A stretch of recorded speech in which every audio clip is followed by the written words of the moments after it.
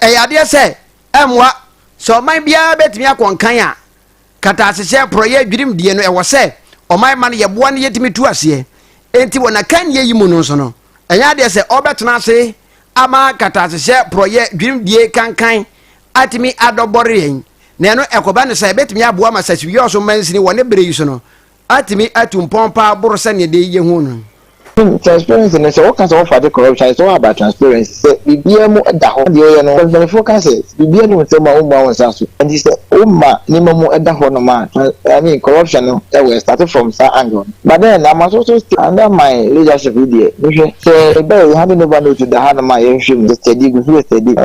say if funny we are capable and yeah the best we are because you know something people do more and for so na people no ahwe he said the name is also master dey na chini nyina no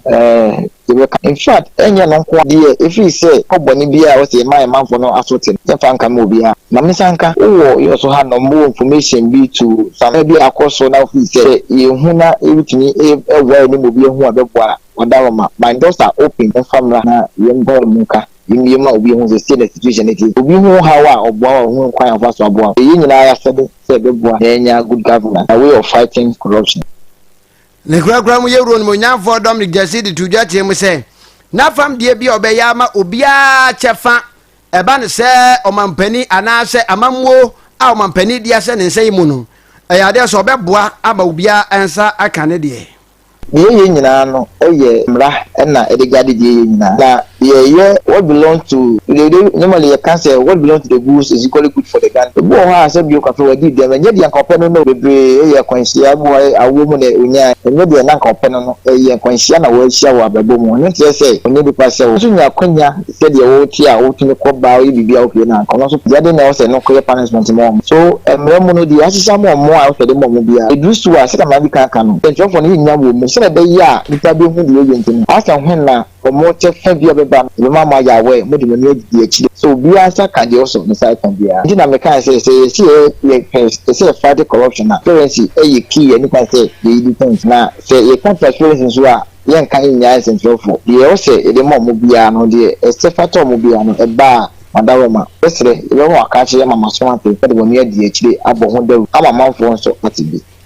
zero no monyanfo Dominic Jesse ayaban krati penny a wogira mu de ma adesia wonom ewo sahwiyo so mansiri mu enene ensantwefo abonkomo agebre atre sansemi mu ede ache yin ma yanto akase no so e sani yedi kan abo amane no eye His Excellency John Dramani Mahama JDM ne na wotedi Ghana man penny eno no oba kondwa yi so no enafua makomako aha ene aduanu 120 days na yewura yi wa bra wo so akofuna mu esai no de tu dwa kire mu sei aya enafua ohane aduanu 120 days de beduru de na chese oman no tebia na yehunu wa bra na wonya me ye mampani no yehu ne saa ode ntoto ye begu akwan ma boa ma ne ma akoyie na emre so de mpani aka to se ye ni nkaso kakran kakra de chi ade san na bre no a ene ekon kakran kakra ye kasai enafua ohane aduanu a wo de hyebo no aye endro de ya aye okuada na eye kotoni ba bosom de da eto so enso wo mfie mpimbienu ne aduonu enum yi ene se Ghana man pani betena kondwa yi so no enafua makomako oha ne aduonu enam so mandro de woni Ghana ade hie no ebo nkomo kire mu se na fam de kakra de obetumi aye ne de akora oba ye waye ne senti ewiase no yete si fam ene dei ene abayo e friend say facha this girl what ne ho ahwimu awiabire yi ene ade hie bia wonom wo sahwiyo so mansini mu ebo nkomo bisa won say abushei Ghana man penny His Excellency John Dramani Mahama oba ye enafua ohane aduonu pepepepepe enenra abusia sai na musi hunu ye man penny ni modemo improvement no enya mind po ama oman no mu adwo ama nipa ho ahyase ehane ho ehare ye se de be ya ehu nyamapa ewachire because though we nipa ntumi nye bibia 100% but it's on cost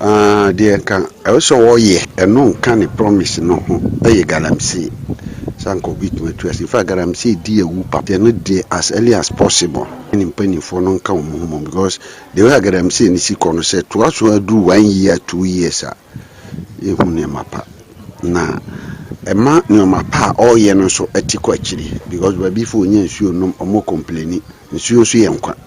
nti sɛ wonye nsuo nom a wobɛda aka sɛ deɛ aban no ayɛ no wopɛ anaa wayɛ ade pa wetumi aka sɛ ogu so yɛ adwuma no na wɔmmaayɛ no aban dadaa no wɔ so no na nneɛma bi wɔ hɔ a na ɛkɔ hae asisiɛ no ɔman no mu adwo kakra menka no saa sɛ no deɛ so far as ɛfi no aban deɛ wontumi nyinaa so mfa no nyinaa ma one time